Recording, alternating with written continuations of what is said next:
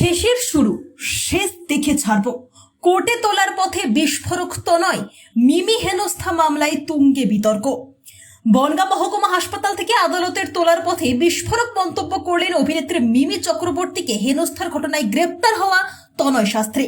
তিনি দাবি করেন, মিমি চক্রবর্তী বলেছেন, শেষের শুরু, আমিও এর শেষ থেকে ছাড়বো। এরপর যদি কিছু হয় তাহলে উনি নিজের প্রভাব খাটিয়ে করতে চাইছেন। তার এই মন্তব্য ঘিরে নতুন করে চাঞ্চল্য ছড়িয়েছে। উল্লেখ্য, গত 25শে জানুয়ারি বনগাঁর নয়া গোপালগঞ্জ এলাকায় মিমি চক্রবর্তীর একটি সাংস্কৃতিক অনুষ্ঠান ছিল। অভিযোগ, অনুষ্ঠান নির্ধারিত সময়ের তুলনায় দেরিতে শুরু হওয়ায় রাত 12:10 নাগাদ অনুষ্ঠান বন্ধের ঘোষণা করা হয়। এতে অপমানিত বোধ করেন অভিনেত্রী। পরদিন বনগাঁ থানায় লিখিত অভিযোগ দায়ের করেন তিনি। ওই অভিযোগের ভিত্তিতেই গতকাল তনয় শাস্ত্রীকে ডেকে পাঠাতে গেলে পুলিশের উপর হামলার অভিযোগ ওঠে। এই ঘটনায় মোট 3 জনকে গ্রেপ্তার করা হয়। আজ তনয় শাস্ত্রী সহ বাকি 2 জনকে বনগাঁ আদালতে তোলা হচ্ছে। আদালতে যাওয়ার পথেই তনয়ের মন্তব্যে মামলাটি নতুন মোড় নিল বলে মনে করছে রাজনৈতিক ও প্রশাসনিক মহল।